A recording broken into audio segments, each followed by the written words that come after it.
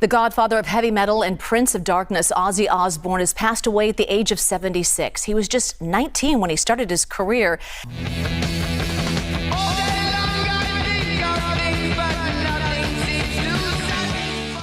Over the decades, Star Trek has become more than just a TV show, it's a cultural phenomenon. But behind the scenes, the final frontier wasn't always smooth sailing. Some actors walked away, others were pushed, and a few disappeared without a word. Was it drama, creative clashes, or something far more personal?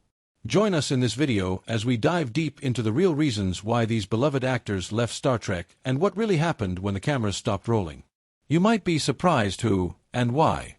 Why Jeffrey Hunter left Star Trek, the captain who missed the voyage. Why Jeffrey Hunter left Star Trek. Before Captain Kirk became a household name, the original captain of the Starship Enterprise was someone very different, Christopher Pike, portrayed by actor Jeffrey Hunter. Pike's command was featured in Star Trek's very first pilot, The Cage, a more thoughtful and philosophical take on space exploration. However, NBC found the episode too cerebral and passed on it. Still, they saw potential and gave creator Gene Roddenberry a rare second chance to rework the series. But by then, Jeffrey Hunter had already made up his mind. He decided not to return for the retooled version of the show, for reasons that remain a mix of speculation, ranging from scheduling conflicts to a lack of interest in committing to a TV series. As a result, the role of the Enterprise captain went to William Shatner, who became the now iconic Captain James T. Kirk. Hunter's departure might have ended there, but it didn't. When the production fell behind schedule during the first season, footage from The Cage was cleverly repurposed into the two-part episode The Menagerie. This move not only saved time but also introduced Captain Pike into Star Trek lore as Kirk's mysterious predecessor. What started as a behind-the-scenes workaround eventually laid the foundation for one of the franchise's most compelling legacy characters. Decades later, Pike would return in a big way, this time played by Anson Mount in Star Trek: Strange New Worlds. So, although Jeffrey Hunter walked away before Star Trek even officially launched, his brief role sparked a legacy that's still unfolding more than 50 years later. One captain left quietly, another crew member left loudly. But why? Keep watching to find out. Why Denise Crosby walked away, from forgotten to formidable. Why Denise Crosby walked away. Denise Crosby first appeared in Star Trek: The Next Generation as Lieutenant Tasha Yar, the Enterprise D's fierce and capable chief of security. But, behind the scenes, Crosby sensed something was lacking. Despite the promising role, Tasha frequently faded into the background, her talent hampered by poor scripting and insufficient screen time. Crosby, disgruntled and underutilized, made the daring choice to depart the series during its first season. Rather than gently writing her out, creator Gene Roddenberry decided to make her leaving memorable. Tasha was abruptly and unexpectedly assassinated off in episode 23, Skin of Evil, leaving fans astonished and solidifying her exit as one of the season's most talked-about moments. However, Denise Crosby's Star Trek voyage did not finish there. She later returned to the show, not just in flashbacks and different realities, but also in a daring new character that she helped develop. Crosby created Sela, Tasha Yar's half-Romulan daughter, and the TNG writing crew expanded on her. Sela developed as a crafty nemesis, providing Crosby the complex, dynamic character she had long desired. Sela, as a political counterpart to Captain Picard, finally offered Crosby the opportunity to leave a lasting impression on the franchise, demonstrating that even after her departure, she was never truly gone. So, what could have been the reason the next actor on the list left the show? Let's find out. Why Wesley Crusher left the Enterprise. Wil Wheaton's bittersweet goodbye. Why Wesley Crusher left the Enterprise. Wil Wheaton stepped into the spotlight early as Wesley Crusher, the prodigy son of Dr. Beverly Crusher, on Star Trek: The Next Generation. But while Gates McFadden's absence in Season 2 triggered a passionate fan campaign for her return, Wesley didn't enjoy the same warmth. Despite Wheaton's previous success in Stand By Me, his time on TNG stalled his Hollywood momentum. When Wheaton landed a role in the film Valmont, he requested time off from the series. But the production team turned him down, insisting the episode he would miss was vital for Wesley's storyline. Trusting that, Wheaton declined the film, only to later discover the script had been rewritten to cut his character entirely. He saw it as a slap in the face and a sign that his contributions weren't valued. This tension behind the scenes eventually pushed Wheaton to walk away from The Next Generation in search of more fulfilling roles. But his story didn't end there. Wesley Crusher later returned, portrayed as a conflicted Starfleet cadet before joining the mysterious travelers, a fittingly unusual path for one of Star Trek's most debated characters. Though Wheaton left the main cast, his bond with the franchise endured. He now hosts the Ready Room, the official after-show for modern Star Trek series, and remains a beloved voice in the Trek community. His journey is a reminder that, in Star Trek, leaving doesn't always mean you're gone for good. So what happened next? Stay tuned to find out. A bold exit. Why Michelle Forbes said no to Deep Space Nine. Why Michelle Forbes left Deep Space Nine. Michelle Forbes left a significant impression on Star Trek: The Next Generation as Ensign Ro Laren, a tough and complex Bajoran officer who debuted in Season 5. Her character laid the framework for a significant storyline in the Star Trek universe: the Cardassian takeover of Bajorans. That plot would become central to the next Star Trek series, Deep Space Nine, and producers had big plans for Ro, hoping she would serve as the Bajoran's second-in-command aboard the space station. But Forbes had other ambitions. She turned down the opportunity to join DS9, choosing instead to pursue a film career. Her decision reportedly damaged her connection with the TNG production team and nearly resulted in her character not receiving a dignified farewell. Luckily, fate and scheduling conflicts intervened. During Season 7, the series ran behind on episodes, prompting the revival of a previously abandoned screenplay. That episode, Preemptive Strike, gave Ro Laren a stunning send-off as she opted to defy Starfleet and join the Maquis. It was a daring and poignant end to her narrative, and one of the most memorable character deaths in Star Trek history. Despite missing out on DS9, Forbes had a successful career in television, including roles in 24, Battlestar Galactica, and True Blood. Her tenure in Starfleet was brief, but Ro Laren's influence and Forbes' performance had a lasting impact on the franchise. She turned down Destiny, so why did another walk away? Keep watching to find out. Why Terry Farrell left Deep Space Nine. Behind the curtain. Why Terry Farrell left Deep Space Nine. Terry Farrell's departure from Star Trek. Deep Space Nine was one of the most emotional goodbyes in a franchise, but it didn't have to be. Farrell played Jadzia Dax, a fan-favorite character whose blend of wisdom and strength helped shape DS9's identity. But behind the scenes, the story was far more complicated. As her contract came up for renewal after Season 6, Farrell was feeling the weight of the demanding shooting schedule and asked for a reduced role in the show's final season. Instead of compromise, she says she was met with resistance, particularly from producer Rick Berman and Paramount executives. In later interviews and the documentary What We Left Behind, Farrell claimed she felt bullied into accepting a full-time return and ultimately chose to walk away when her request was denied. Berman has denied any wrongdoing, but the fallout was clear. Showrunner Ira Steven Behr, unaware of the negotiations, was left angry and frustrated when he had no choice but to assassinate off Jadzia Dax. The irony. After leaving DS9, Farrell landed a lead role in the sitcom Becker, produced by the very same Paramount executives who wouldn't accommodate her on Star Trek. Despite the bitterness surrounding her exit, fans continue to celebrate Jadzia's legacy as one of DS9's most beloved characters. And Farrell's story remains a stark reminder of how off-screen tensions can shape the fate of on-screen heroes. One actress exited by choice. Was the next one forced out? Let's find out. The Doctor's disappearance. Why Gates McFadden was suddenly written out. Why Gates McFadden was suddenly written out. Fans were surprised when Dr. Beverly Crusher quit Star Trek: The Next Generation after just one season. Gates McFadden brought warmth and sophistication to the character, anchoring the show's emotional heart, especially as Wesley Crusher's mother.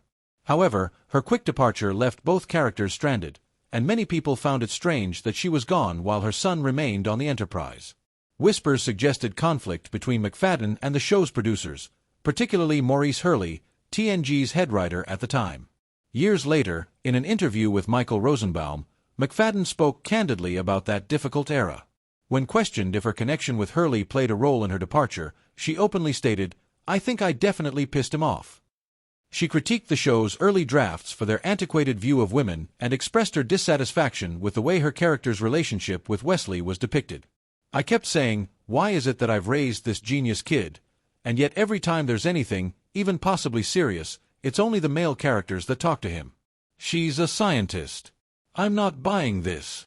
McFadden's abrupt departure shocked fans and castmates alike, and her replacement, Diana Muldor as Dr. Pilaski, faced an uphill struggle from the start.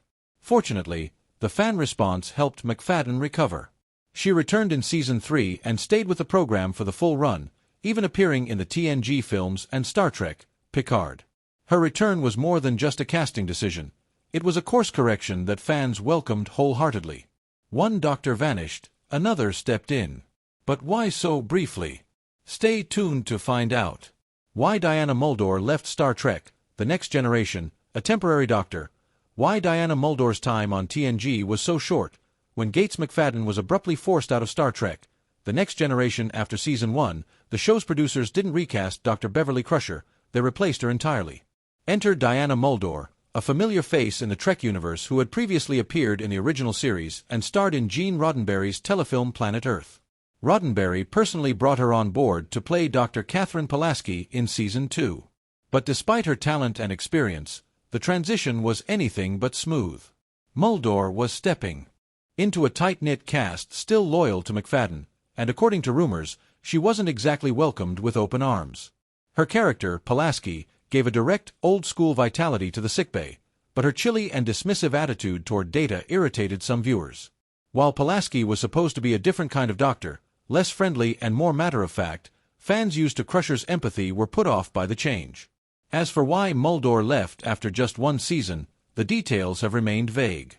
She later mentioned a scheduling conflict with a McCloud reunion telefilm at the start of TNG's third season, and by then, her involvement with the show had run its course. What began as a favor to Roddenberry became less of a priority as his influence on TNG faded. Muldor didn't look back. She moved on to a major role in L.A. Law, where she played Rosalind Shays, a character who made one of the most unforgettable exits in television history.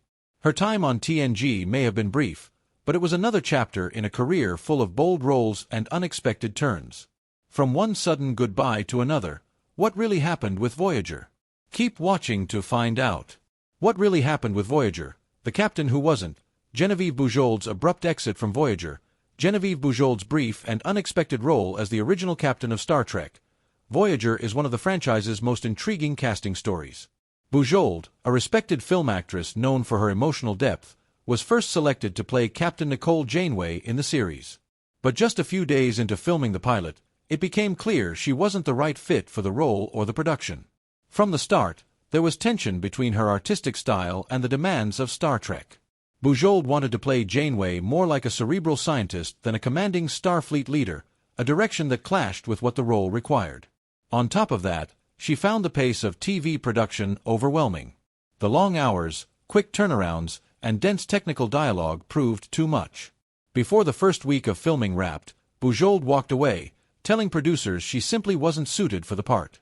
Her unexpected departure may have hampered Voyager's launch, but it turned out to be a gift in disguise. The producers quickly turned to Kate Mulgrew, who had previously auditioned for the role. Mulgrew, who has a commanding presence and a grounded performance, stepped in and changed the character, now known as Catherine Janeway. She went on to become one of the most recognizable captains in Star Trek history. Bujold's departure is a rare reminder that not every job is a good fit, even for a seasoned actor. Her experience demonstrates how unique and demanding the Star Trek universe can be, particularly while leading the charge into the ultimate frontier. From one vanished star to the next, who was Perseus Kambata? Let's find out. The bald beauty Hollywood overlooked, Perseus Kambata's short-lived Star Trek journey. During the uncertain years of the 1970s, Paramount flirted repeatedly with reviving Star Trek. One of the most promising attempts was a planned new series titled Star Trek II, now remembered by fans as Phase 2. It was meant to reunite the original cast for a fresh TV adventure, and everyone signed on, except Leonard Nimoy. To fill the Spock-shaped hole, producers introduced new characters: the logical Lieutenant Exxon, the passionate Commander Decker, and the mysterious navigator, Lieutenant Ilia, a Deltan gifted with empathic powers and razor-sharp mathematical skills. Ilia was to be a central figure in the series. Producers cast Perseus Kambata, a former Femina Miss India, to bring the character to life. Multiple episodes were written with her in mind, including one called The Child, which Star Trek, The Next Generation would later adapt. But before cameras could roll, the studio pulled the plug on the network, and with it, the series. Still determined to make something of their efforts, Paramount repurposed the 2-hour pilot into a feature film, Star Trek, the motion picture. Nimoy returned as Spock, leaving Exxon on the sidelines. Ilia and Decker, the two fresh faces, were largely reduced to narrative stepping stones, ultimately sacrificed to the mysterious entity V'ger in a metaphysical twist ending that preserved the spotlight for Kirk, Spock, and McCoy. Perseus Kambata's run in the franchise was brief, but not without impact. According to Sherilyn Connolly's biography, presenting Perseus Kambata, the actress wasn't crushed by the experience. Filming had been grueling, and Hollywood's fixation on her shaved head overshadowed her talent. While she didn't return to Star Trek, her bold portrayal of Ilia left a lasting impression, one of the earliest attempts at showcasing a truly alien female lead in the franchise. From a brief spotlight to a quiet goodbye, what broke Grace? Keep watching to find out. The silent exit of Janice Rand, Grace Lee Whitney's painful trek. Even before Star Trek debuted in September 1966, Grace Lee Whitney's fate as Yeoman Janice Rand had already been sealed. Her character, a poised and capable aide to Captain Kirk, was quietly written out of the show after just a handful of episodes. In her courageous memoir, The Longest Trek, My Tour of the Galaxy, Whitney revealed that her departure was far more than a creative decision. She disclosed that she had been sexually assaulted by an individual she only identified as the executive at Desilu Studios. Whitney believed she was dismissed because her continued presence would have been a constant reminder to her assailant. Officially, however, the reason was budgetary. A casting memo from late August 1966, just weeks before her assault, shows that Whitney, one of the highest-paid supporting actors, was being considered for termination or a contract renegotiation due to limited screen time. Gene Roddenberry later expressed deep regret over cutting Rand from the series. In fact, less than 2 months after she was let go, he floated the idea of bringing Whitney back in a guest role. But that idea never materialized, and Rand vanished from Star Trek's original 5-year mission. Years later, Rand made a quiet but meaningful return. Whitney reprised the character in Star Trek, the motion picture, and made brief appearances in films 3, 4, and 6. She also appeared one final time in the Voyager episode, Flashback, a moment that honored both the character and the actress. Grace Lee Whitney passed away in 2015, having long since coming to peace with the painful chapters of her journey. As she once told this author during a lunch in 2012, she had found closure. A quiet, dignified end to a story that deserved better, what you might call a grace note. Her story ended in silence. Why didn't this next actor return? Let's find out. Why Kirsty Ali never returned to Sovic. Kirsty Ali Sovic was a standout presence in Star Trek II, The Wrath of Khan, and many expected her to return for the sequel. But according to Captain Kirk himself, that decision came down to one thing: money. In his memoir Star Trek Movie Memories, William Shatner recalled that Paramount lowballed Ali's offer. Paramount's offer came in very, very low. It was less than they offered me for Star Trek, so I figured they weren't interested in me playing the part, Ali explained to Shatner. The message felt clear: she wasn't valued enough to stay. Leonard Nimoy, who both starred in and directed Star Trek III, The Search for Spock, backed that up. "We just couldn't afford her," Nimoy told Shatner. "She'd been paid a decent sum for Star Trek II for a beginner, and I think the studio was prepared to pay her more than twice that for III. But it still wasn't enough." With Ali out, Robin Curtis stepped in to play Sovic in Star Trek III and IV. Shatner called Curtis' performance solid in a rather thankless role. Still, fans never quite forgot Ali's version of the cool, composed Vulcan officer. Ironically, Ali would later replace another actress, Shelley Long, on Cheers, after Long left that hit show to pursue a film career. In a way, it was another passing of the torch, but one that left Star Trek fans wondering what might have been had Sovic stayed the course. One exit raised eyebrows. Did the next surprise fans even more? Stay tuned to find out. Why Jennifer Lien left Star Trek. Voyager. Jennifer Lien left Star Trek Voyager after 3 seasons, despite Kes being a central and promising character. When Voyager premiered in 1995, it helped usher in a new generation of fans following the success of The Next Generation. In a bold departure from prior shows, Voyager stranded its starship and crew in the unexplored Delta Quadrant, forcing them into a 7-year journey home. Lien played Kes, a young Ocampa with a short lifetime, powerful telepathic powers, and an early romantic involvement with Neelix. Though Kes was unusual and had a lot of story potential, the character never really connected with viewers. Kes, like Wesley Crusher before her, embodied the archetype of the youthful, brilliant crew member, albeit without the same level of audience resentment. Nonetheless, Kes wasn't among the more beloved characters, and this lack of popularity eventually caught up with the writers. In the Season 4 episode, The Gift, Kes's growing psychic abilities spiral out of control following an encounter with species 8472. Kes, understanding she is a threat to the people she has come to love, decides to leave Voyager, transforming into a being of pure energy and fleeing into the galaxy. It was a poignant farewell, leaving her ultimate fate unknown. However, her departure was not solely owing to storyline constraints. Behind the scenes, several factors prompted Lean's departure. Showrunners Rick Berman and Jerry Taylor subsequently admitted that the Neelix/Kes romance was a mistake and that, despite Lean's talent, the writers had hit a creative dead end. The Ocampa's brief 9-year tenure limited long-term plot potential, making it increasingly difficult to incorporate Kes into following arcs. Nonetheless, Lean's performance was greatly applauded by both fans and cast members. Many others believed that the writing, not her performance, failed the character. Her departure also made space for the introduction of Seven of Nine, played by Jerry Ryan, a move that radically changed the series and increased its ratings. Kes may not have had the endurance of other Star Trek characters, but her departure remains one of the more melancholy moments in Voyager's history, a warning that even promising parts can be lost if the creative stars do not align. Although most of these actors had the choice to step away or were fired, one didn't have any option. Why? Let's find out. Anton Yelchin's tragic death at the height of stardom. Anton Yelchin, the excellent actor who brought young vitality and charm to Pavel Chekhov in the rebooted Star Trek films, died tragically and unexpectedly in June 2016. Yelchin died in a bizarre accident at his Los Angeles home when he was only 27 years old, sending shockwaves across Hollywood and devastating the Star Trek community. The accident occurred in the early hours of the morning. Yelchin had exited his vehicle, a 2015 Jeep Grand Cherokee, when it suddenly rolled backward down his steep driveway. The car pinned him against a brick postbox pillar and a security gate, causing fatal injuries. When the young actor failed to arrive at a scheduled rehearsal, concerned friends came to his home and made the heartbreaking discovery. The coroner ruled the cause of death as blunt traumatic asphyxia, and the LAPD classified it as a tragic accident. Yelchin had just finished filming Star Trek Beyond, the third part in the rebooted film series, when he died. His portrayal of Chekhov, made famous by Walter Koenig, was widely praised for its warmth, wit, and insight. Director Justin Lin, who helmed Star Trek Beyond, expressed his grief, saying, "Still in shock. Rest in peace, Anton. Your passion and enthusiasm will live on with everyone who had the pleasure of knowing you."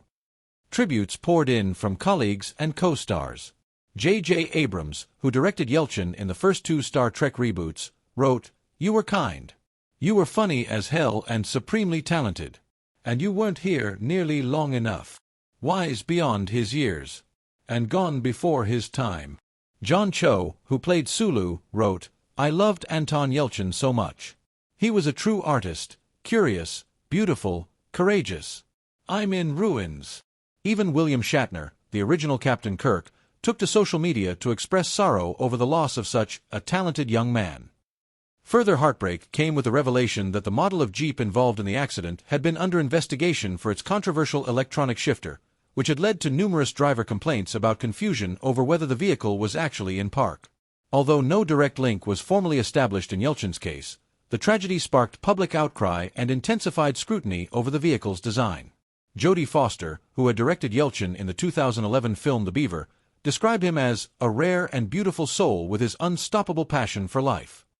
That sentiment was echoed across the entertainment industry and among fans, many of whom had watched him grow from a promising child actor into a star on the rise. Anton Yelchin's untimely death was more than just the loss of a talented actor. It was the stillness of a brilliant, curious spirit whose potential seemed limitless. His portrayal of Chekhov serves as a somber reminder of what he added to Star Trek and what the world lost far too soon. So, how did the legacy of Star Trek carry on? Stay tuned to find out.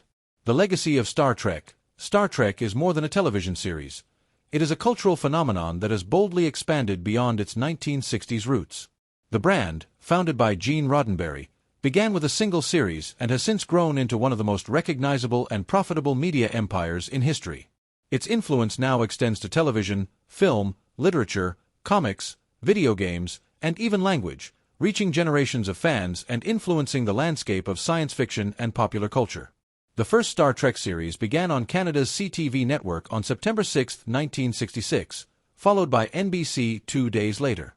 Set in the 23rd century, the show followed the travels of the starship USS Enterprise as it discovered odd new worlds and encountered new life and civilizations.